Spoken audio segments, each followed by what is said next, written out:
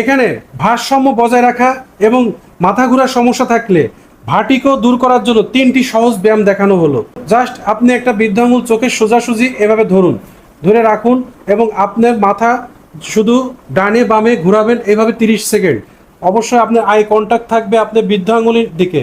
ঠিক এইভাবে একটানা 30 সেকেন্ড করবেন। এতে আপনার চোখ আপনার স্নায়ুকে সংবেদনশীল পৌঁছাবে এবং আপনার চোখ যদি এভাবে রাখতে পারেন তাহলে আপনি ভার্টিগোর প্রবলেম যেটা আপনি ভুগছেন, মাথা ঘোরার প্রবলেম, সেটা কাটাতে সহায়তা করবে। খুবই সোজা, আমার সাথে করুন।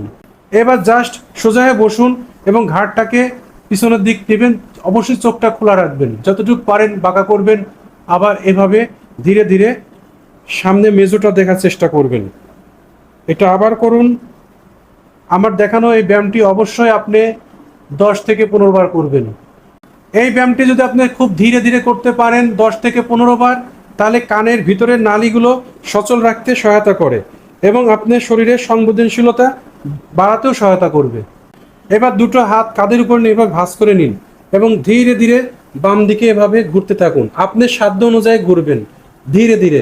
ঠিক আবার সামনে আসুন, সামনে এসে আবার ডান দিকে ঘুরুন, এভাবে ঘুরুন। ঠিক এইভাবে 10 থেকে 15 বার আপনি এই ব্যায়ামটি করবেন। যদি আপনি এটা করতে পারেন তাহলে আপনার শরীরের ভারসাম্য বজায় থাকবে এবং যখন আপনি নড়াচড়া করবেন আপনার শরীর আপনার ভারসাম্যকে ঠিক রাখবে। ঠিক আমার দেখানো অনুযায়ী এভাবে করবেন। আমি আশা করি আপনারা অনেক ভালো করছেন আমার সাথে সাথে এবং প্র্যাকটিসগুলো অবশ্যই প্রতিদিন করার চেষ্টা করবেন। ভেরি গুড, আপনি পেরেছেন।